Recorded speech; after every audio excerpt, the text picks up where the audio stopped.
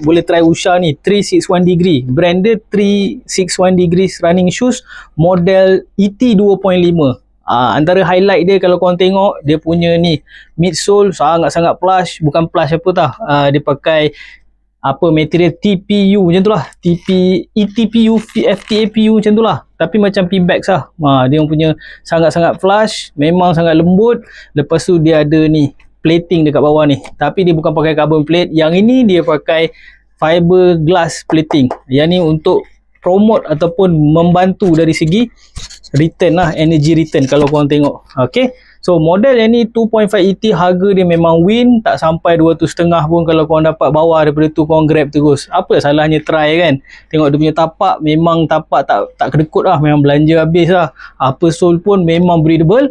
Dan tengok dia punya structure dia, rocker arm lah, dia punya rocker kat sini memang sangat-sangat agresif, berat. Dengan juga plating ni dah menang dah dengan kategori harga di bawah 200.5. Korang apa lagi? Grab lah, try satu. Okay, check out terus, macam-macam model ada, macam-macam design pun ada.